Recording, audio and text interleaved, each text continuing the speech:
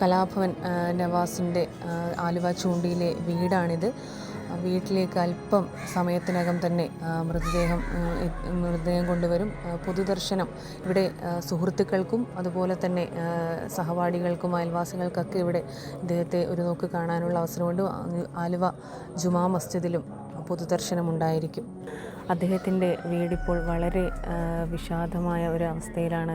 അദ്ദേഹത്തെ ഒരു നോക്ക് കാണാൻ വടക്കാഞ്ചേരിയിലെ നാട്ടുകാരും അവിടെയുള്ള സുഹൃത്തുക്കളും എല്ലാം തന്നെ ചൂണ്ടിയിലെ വീട്ടിൽ എത്തിക്കൊണ്ടിരിക്കുകയാണ്. 3 മക്കളാണ് അദ്ദേഹത്തിനുള്ളത്.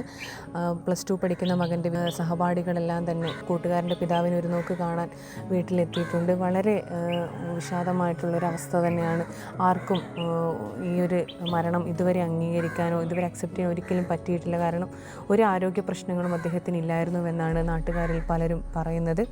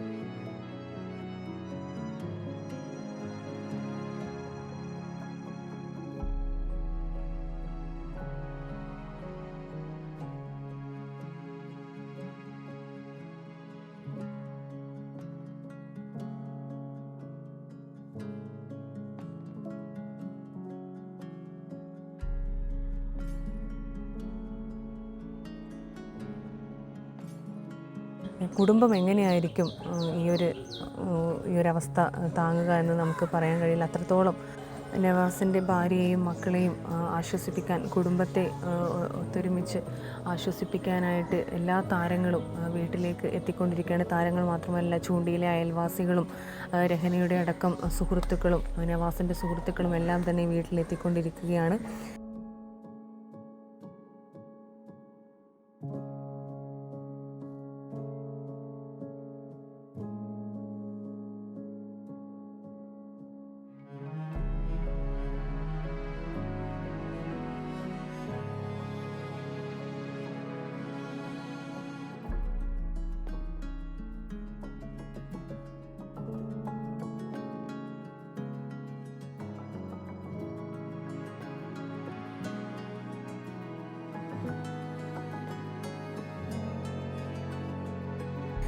എങ്ങനെയാണ് ഇത് കുടുംബം താങ്ങുക എന്നറിയില്ല.